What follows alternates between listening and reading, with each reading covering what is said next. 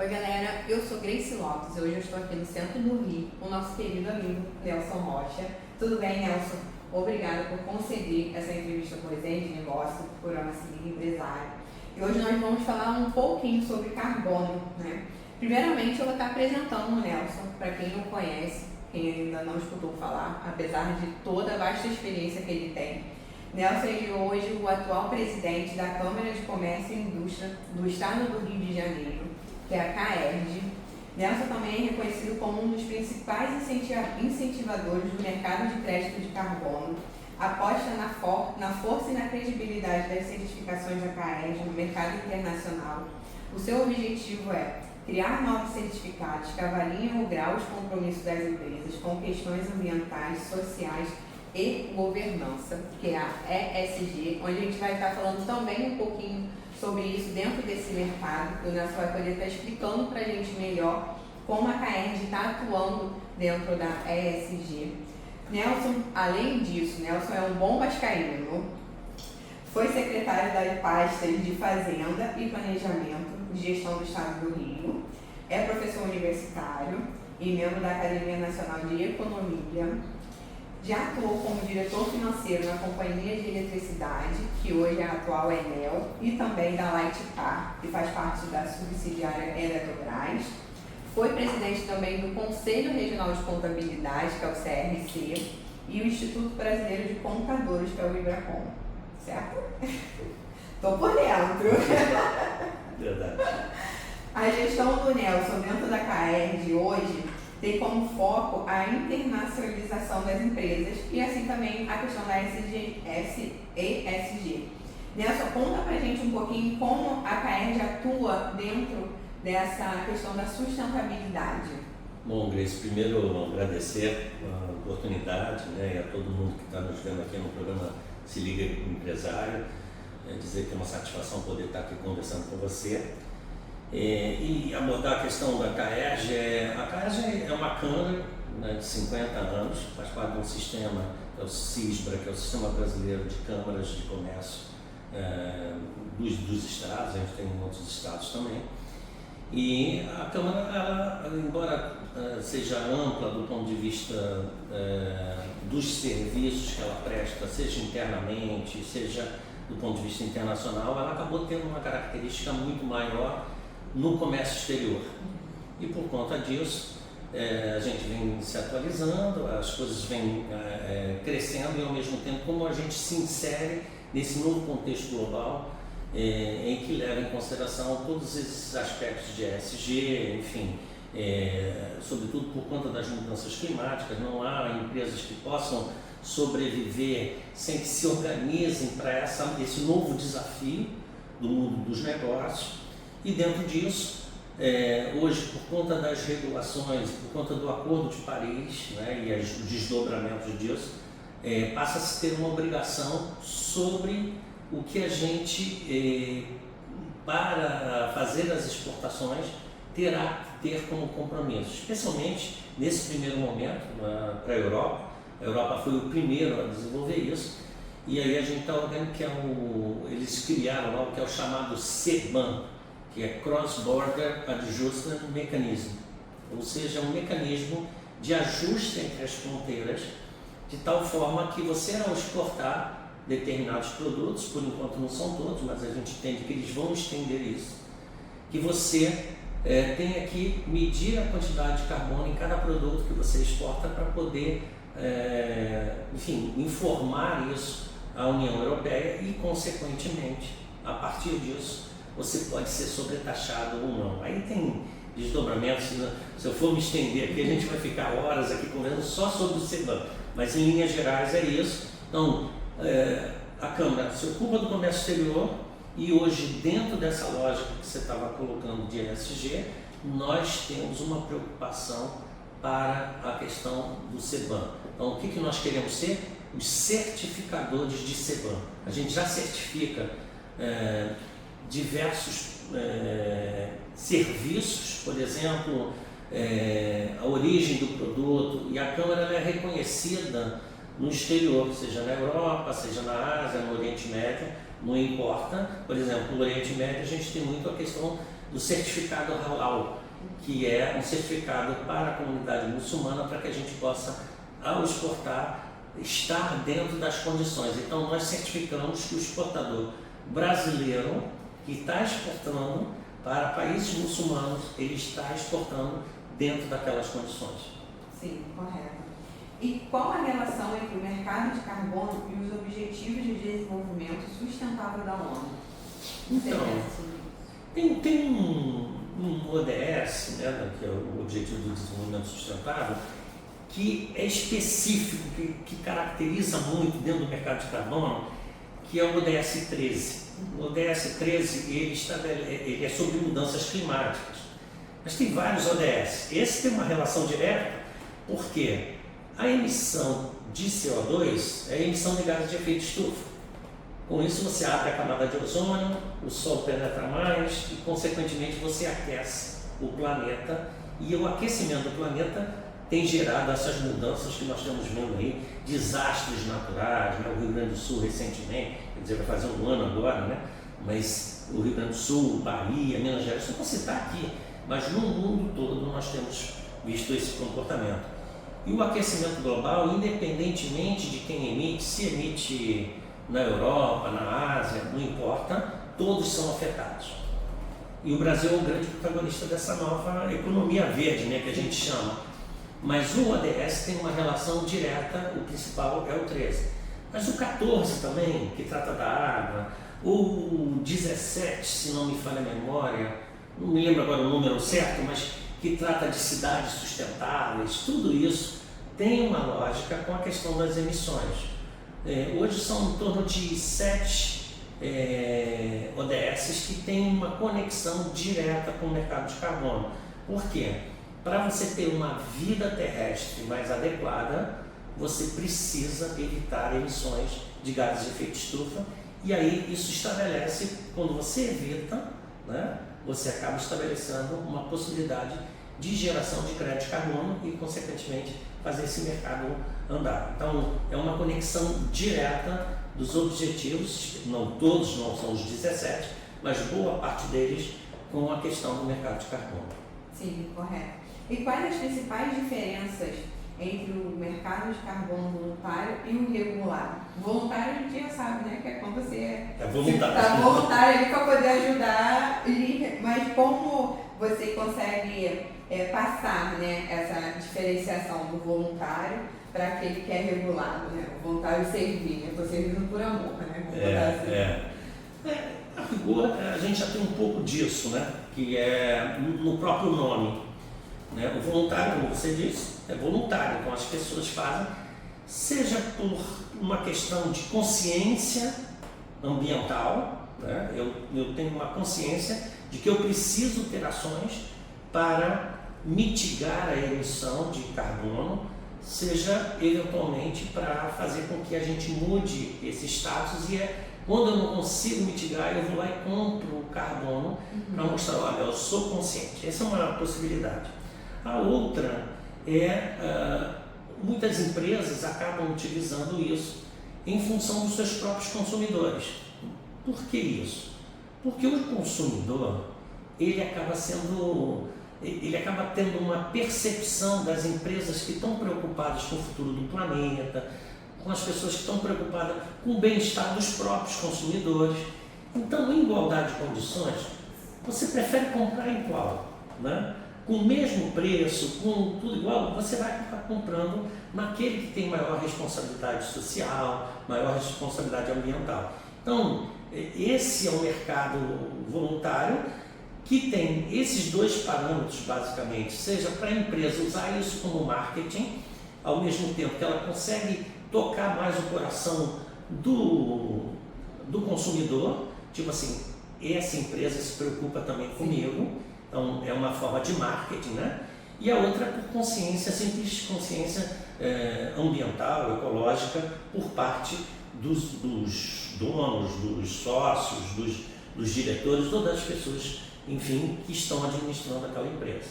Então, o mercado voluntário tem essa característica e, como o próprio nome diz, é voluntário. O mercado regulado é um mercado que é mais atraente, até do ponto de vista de de valor econômico, né? Porque os preços do mercado regulado, o preço do carbono no mercado regulado, ele é muito maior do que no voluntário. E por que ele é maior? Exatamente porque não é como o outro voluntário, ele é obrigatório. E ao ser obrigatório, você passa a ter uma exigência. E quando você passa a ter uma exigência, você vai ao mercado e aí você está demandando. É a velha economia, a lei da oferta e da procura. Então, à medida que você tem uma procura, a tua oferta pode ser por um valor maior. Então, é dentro dessa lógica. O mercado regulado, ele é concebido a partir, por isso o nome regulado, de regulação por parte dos governos no mundo todo. Então, ao fazer essa regulação, ele exige que você tenha, porque a lógica toda que está no mundo hoje, que é chamada as allowances, que são as permissões de uso, de emissão, de carbono. Então, você tem uma empresa, no caso brasileiro, tem um limite, a nova lei que foi aprovada, de 10 mil toneladas de CO2 equivalente, que é a medida do carbono.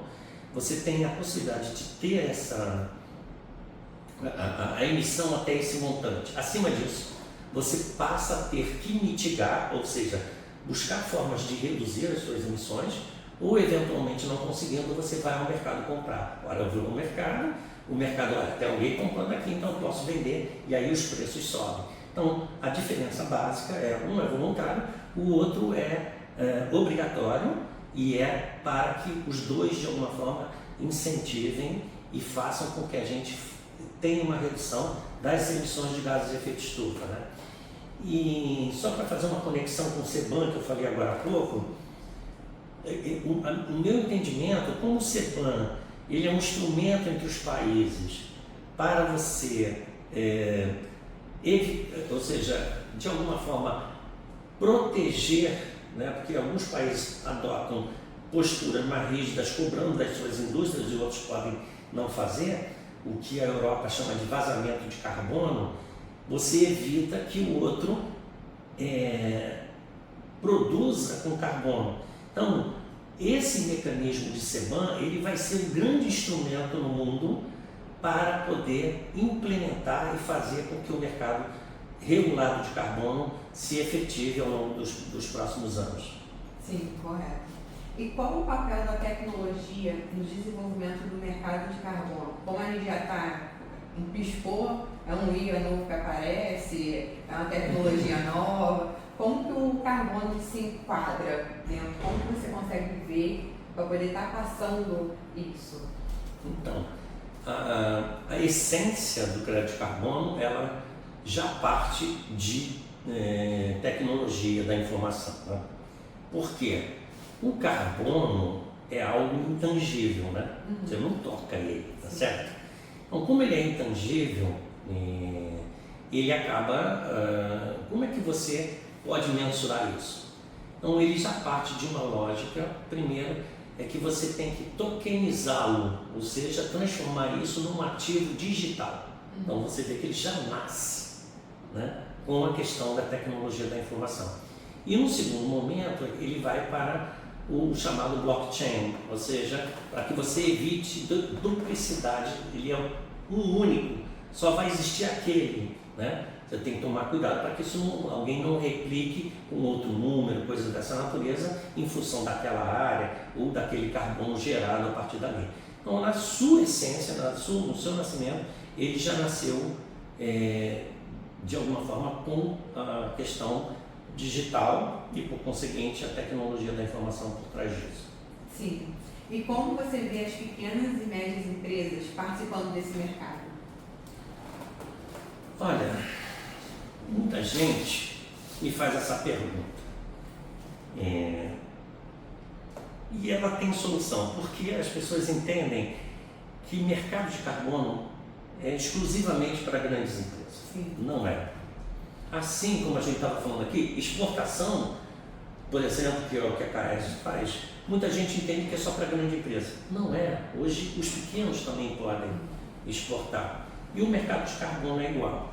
Ah, mas é que a pequena empresa, ela acaba gerando, né? Ela como é que ela vai gerar esse crédito?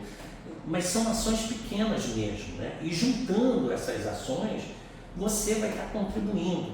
Porque por trás disso tudo, o que a gente tem efetivamente, que é a grande busca, não é simplesmente o mercado de carbono, é como você faz com que a pessoa, ou seja, novamente, tocar o coração de cada indivíduo para que a gente possa ter a mitigação, a evitar emissões de gases de efeito estufa. Isso tem a ver, sabe com o quê?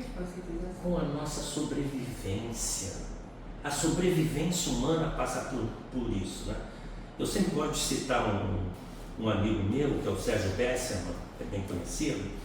O Sérgio sempre fala que o que está acontecendo no planeta é como se a gente estivesse num carro a 300 km por hora e vamos fazer uma curva de 90 graus. O que vai acontecer? O carro vai capotar, impossível, né? E todos morrerão. E a gente precisa, ele vai além, porque ele diz o seguinte: se eu fizer tudo que eu tenho que fazer, eu vou reduzir a velocidade para 150, mas ainda assim o carro capota, mas alguns sobreviverão.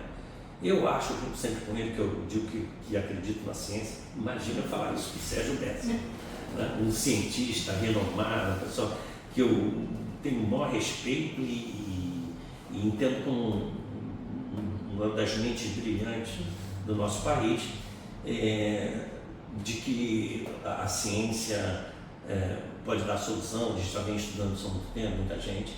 Eu acho que dá para a gente, assim, mas para isso acontecer, é preciso que você toque o coração de cada um. Porque se existe mudança climática, se existe aquecimento global melhor, e a consequente mudança climática, isso é porque os seres humanos estão provocando isso.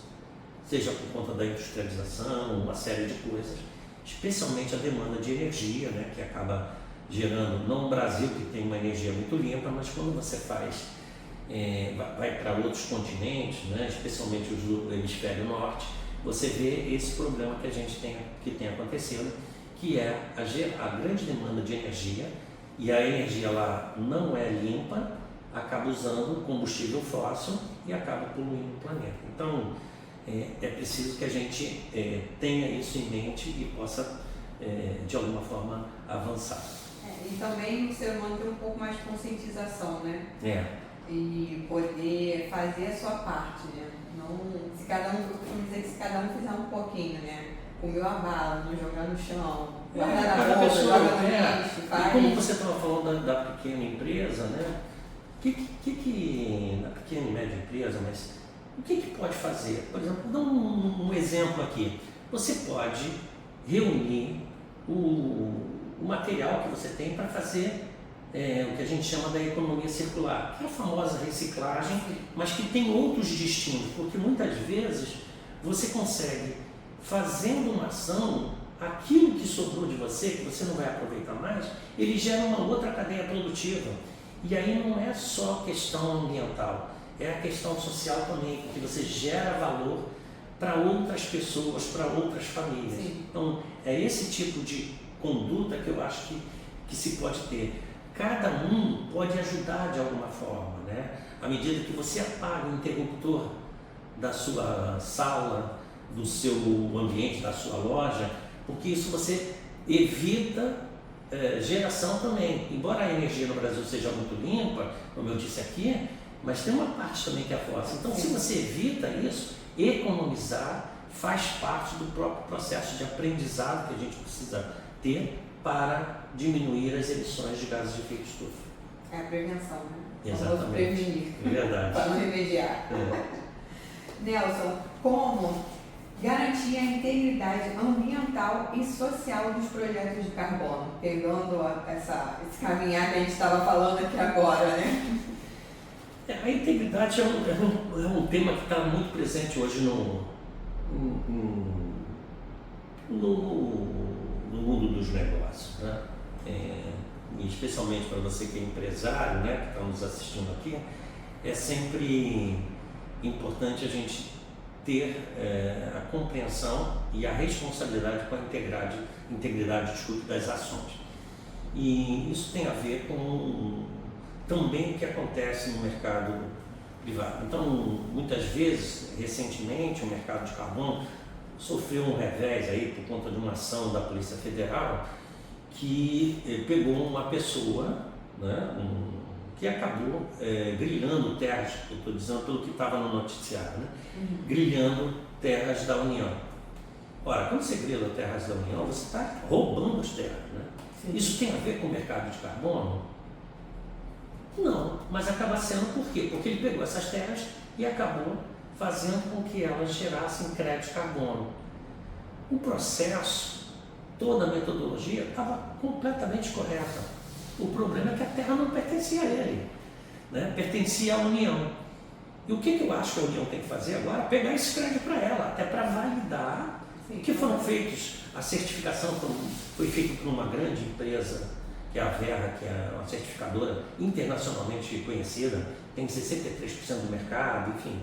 A certificação está correta, o problema não está na certificação, tá? De quem é o titular da terra. Esse é um grande problema do mercado de carbono, que é saber quem é o dono daquele certificado. O dono é quem é o dono da terra. Quando a gente está falando de carbono florestal, existem outras formas de carbono, mas quando você reduz a emissão, por exemplo, uma empresa, uma indústria que tem, ela tem a sua geração de energia a partir de um motor a diesel lá, ela está poluindo mais. Se ela muda esse motor, a geração de energia, ao invés de ser de motor a diesel, ela passa a fazer com placas solares, ela está evitando emissão. Então, essa diferença entre o que ela tinha e o que ela passa a utilizar com placa solar, isso vira um crédito. Por isso é que é sempre importante, para gerar crédito, você tem que ter a linha de base e depois medir novamente na frente para ver o que reduziu. Então, obviamente que esse episódio que eu citei aqui da Polícia Federal, ele acabou gerando insegurança e trazendo um pouco de falta de credibilidade para esses ativos às vezes. Mas isso não tem uma relação direta com o crédito de carbono. O que a gente precisa é regularizar e ver quem é efetivamente o dono da terra. Como esse caso, pelo que foi noticiado, era da União, o que a União deve fazer agora? A União tem que ir lá e pegar. Peraí, esse crédito não era dele, era meu. Então eu vou pegar esse crédito para mim. Só que quem comprou dessa pessoa que vendeu para ele como se fosse dela, né? Então a pessoa vai acabar perdendo. Então esse é um problema que gera insegurança jurídica muitas vezes por conta disso. Mas se fizer o dever de casa, tudo direitinho, certinho, verificar não só a escritura, mas tem uma certa série de coisas, tem que ver se tem registro no INCRA, se tem registro no CAR, desculpe. Então, se você faz tudo isso, você não vai ter a certeza de que o crédito será seu, sem problema nenhum. Sim, correto. E quais as oportunidades de negócio que o mercado de carbono oferece hoje? Ah, meu Deus. Na atualidade. Quantos minutos a gente tem ainda? Tem 2 horas? Olha, são amplos, né? Não é muita coisa, né? E eu tenho dito que o Brasil é o grande protagonista dessa nova economia e o mercado de carbono. Eu vou te dar um número, só para você ter uma ideia. O Brasil tem, pelo um estudo que foi feito pela Way Carbon, ele tem entre 35% a 40% do estoque de CO2 retido do planeta. Ou seja, tudo que é de carbono retido do planeta está no Brasil. Seja através das florestas, dos mangues. O mangue, só para quem não sabe, o mangue retém muito CO2, muito mais do que a floresta, né? Chega a ser 8 vezes mais do que a floresta para a mesma área. Então, e uma velocidade de retenção muito mais rápida também. Então, tem várias, o Brasil sozinho teria para isso. Então, tem um mercado que é você pegar o carbono e vender o carbono, essa é uma oportunidade, né? Então a gente tem condição, porque o Acordo de Paris ele permitiu que você compensasse, fizesse as compensações de carbono internacionais, ou seja, antes você não tinha essa possibilidade. Então, como eu falei que o planeta, não importa onde você emita CO2 na atmosfera, todo mundo sofre, eles chegaram a essa conclusão. Então, se eu se eu retive carbono aqui, se eu fiz projetos ambientais que me permitem capturar o carbono na árvore através da fotossíntese, se ele me permitiu isso, eu estou ajudando quem está na Rússia, quem está na China, quem está em Lisboa, não importa. Então, como ele permite essas compensações, eu tenho uma possibilidade também de exportar esse carbono, ou seja, vender esse carbono. Na lei que foi aprovada tem um certo limite, porque o Brasil também tem obrigações, né, o Acordo de Paris, cada país ficou obrigado a cumprir determinadas metas, então tem que reduzir um tanto de carbono. Então, o Brasil também tem limites, estabeleceu limites do projeto de lei, por quê? Porque senão daqui a pouco eu estou exportando carbono no Brasil e depois vai ter que importar, né, porque a gente vai acabar usando mais do que aquilo que a gente necessita também para cumprir as nossas metas. Então, pegando isso como exemplo, então a exportação do carbono é uma possibilidade. A outra é o Brasil, ele é um país que tem fontes de energia limpa, já falei aqui. E os outros países, especialmente Europa, Estados Unidos, quem está no hemisfério norte, mas a China, eles têm uma dificuldade de ter fonte de energia limpa, é fóssil. E todo mundo tem uma obrigação. E quem emite mais? São as indústrias. Então, cada país vai exigir das indústrias. Então, existe uma possibilidade de migração de indústrias para o Brasil. Por que isso? Porque as indústrias, ao virem para o Brasil, elas vão passar a fazer a geração, elas vão produzir aqui, e a geração de energia vai ser não mais em combustível fóssil, mas a partir de energia limpa. Então, o que aconteceu do ponto de vista do planeta? Eu reduzi as emissões. E na hora que uma indústria vem para cá, você acaba gerando emprego, gerando renda, gerando uma série de oportunidades. Não só para aquela indústria, mas para toda a cadeia produtiva. E aí, como a gente está falando de pequenos, você perguntou agora há pouco sobre pequenos e microempresários, essa cadeia produtiva também vai ser beneficiada. Então, são oportunidades que acabam surgindo para que a gente tenha o crescimento, o desenvolvimento econômico do país. Isso pode transformar muito. Isso sem falar das próprias finanças sustentáveis, né? Acho que muita gente sabe aqui, mas para quem não sabe, eu fui o organizador da negociação com a Bolsa Americana, a Nasdaq, para que a gente pudesse instalar no Rio de Janeiro uma bolsa de ativos sustentáveis. E isso vai permitir também trazer oportunidades de negócio, porque o nosso objetivo é transformar o Rio, o Brasil e particularmente o Rio, num hub de negociação de créditos de ativos sustentáveis. E a ideia é que, num segundo momento, à medida que a gente se consolide como esse grande centro, que a gente possa atrair fundos de investimentos em empresas sustentáveis, que hoje no mundo, estou pegando dados do ano passado, mas que administram ativos da ordem de 57 trilhões de dólares. Você está sentada, né? Estou. São 57 trilhões de dólares. Então, o que eu digo sempre, se a gente entrar entre 3,5% e 4%, eu estou falando de praticamente dobrar 3,5% e 4%, eu estou dobrando o PIB do país.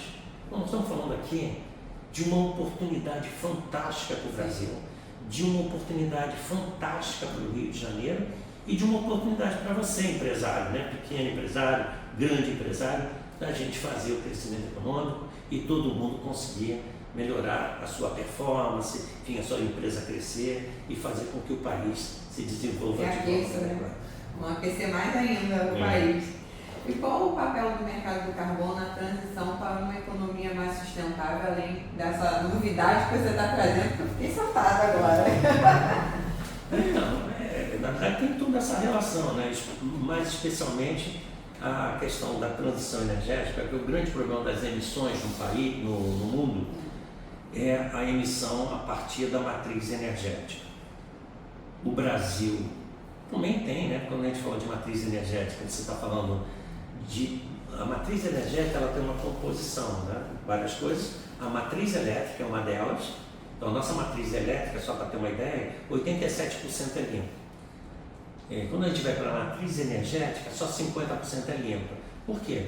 Porque não é só energia elétrica, né? Na matriz energética também tem combustível. E como o nosso modal de transporte é rodoviário, isso faz com que a gente emita muito, mas de alguma forma, quando a gente fala de indústrias, a gente está falando de transição energética, a matriz brasileira é muito limpa, mas no mundo não é. Então o Brasil não é um grande emissor. Não, o Brasil é um grande emissor. Por que ele é um grande emissor? Não é por conta desse principal problema de emissões de gases de efeito estufa, que é a matriz energética, porque é combustível fóssil na maior parte do mundo.